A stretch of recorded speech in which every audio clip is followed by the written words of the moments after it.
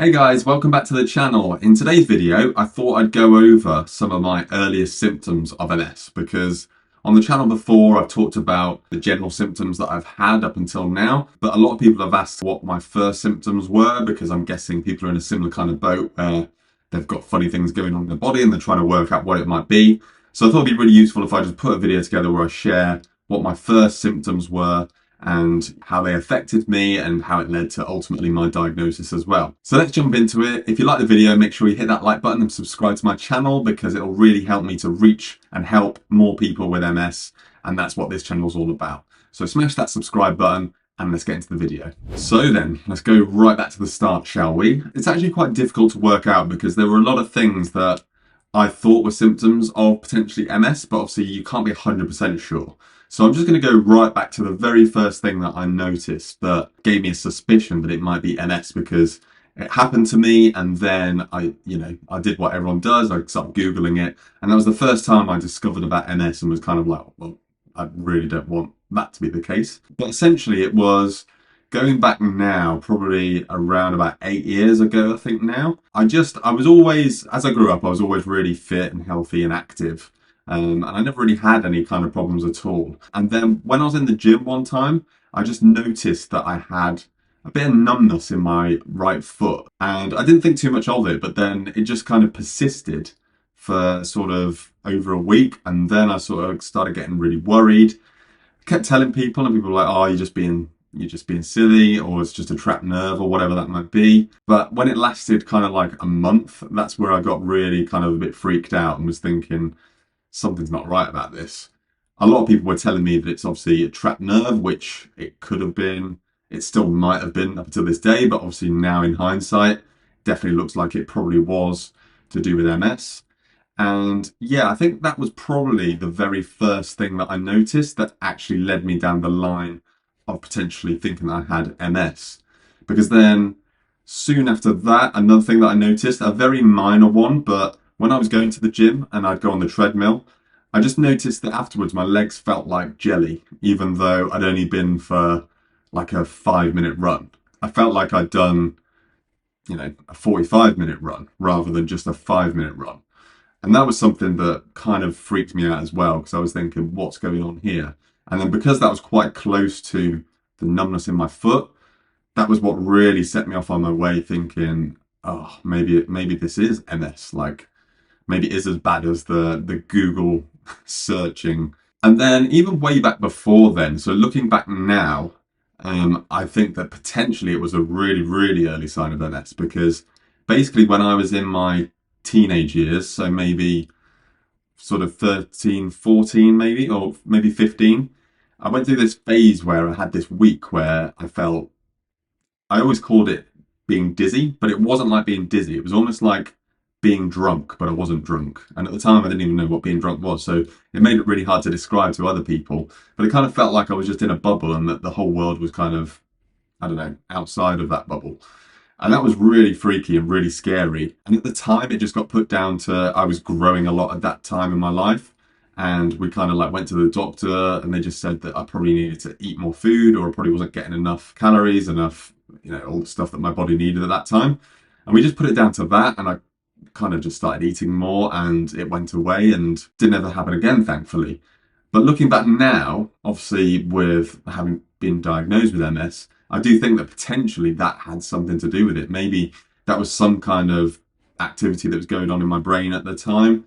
Maybe that was like a first attack, because I know that a lot of people do have symptoms like that they didn't even attribute to MS a long time before they get diagnosed. So potentially that was one for me as well. But yeah, let me know in the comments if you've ever had anything like that, because I haven't really heard many people talking about that in the context of MS or in the context of anything really. It was quite an unusual situation that I was in at the time. And so then after I'd had kind of the numbness in my foot and the lethargic feeling in my legs after running, the next thing I did just occasionally have like little numb patches on my body, but I didn't know at the time if I was just overthinking it. After I had the numbness in my foot, I kept thinking all the time that I had a numb patch on my back, but it would go away after a few days or something. And then I had another one, I think it was like on my leg, and I was just, but I don't know, even to this day, I don't know now if it was me overthinking it or if it genuinely was. I do actually think the patch on my back was serious, because I did actually genuinely notice that, and I really thought about it and thought, yeah, this definitely is numb. I'm not just making this up. So yeah, I'd say that was another early symptom.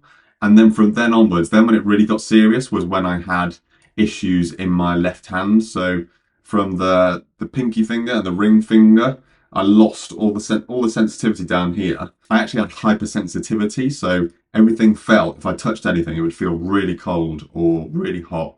And I'd also get this prickly kind of feeling. If I put a jumper on, it'd be really uncomfortable down my arm. This is one of the symptoms that I actually still suffer with now. So doing this now, I can still feel a different sensation than if I go like that. It just doesn't feel the same.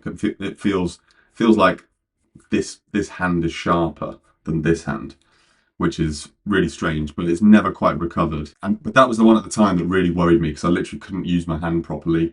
And I've always been into the gym and I couldn't grab things properly. And that was just before the pandemic in 2020. So I went to see a doctor at the time and they got me in for a test to test out my nerves. So it was nerve conduction studies. And they came back saying that I just had a trapped nerve. So at the time, I was like, great, it's just a trapped nerve. That was a massive relief at the time. But then they kind of gave me some physio to try out and some exercises to do. Nothing was helping. Nothing was helping this issue go away. So in the back of my head, I still always thought, I was still concerned and worried that it was to do with MS. And actually, retrospectively now, I got that test redone a year ago, and they ruled that it wasn't a nerve issue at all, and that the nerves in that, were traveling absolutely fine in that arm. If anything, they were traveling better in that arm than this arm, apparently. So it just goes to show that that first test I had done, they just completely messed it up somehow, which obviously led to me taking a lot longer to get diagnosed, which is pretty frustrating. But I'm sure that all of you watching this video have had similar stories as well, because everyone that gets diagnosed with MS has a difficult journey getting there, it seems like. But yeah, so those were pretty much all my early symptoms. Then alongside that, I also had Lemitt's sign, which is if you bend your head forward, you feel a sensation down the back of your spine. That was probably the one as well, that when I had that was about the same time that I had the hand problem going on. But that was the one that when I Googled it and I saw that it was a common clear sign of MS, that was where I was like, this is a slam dunk here.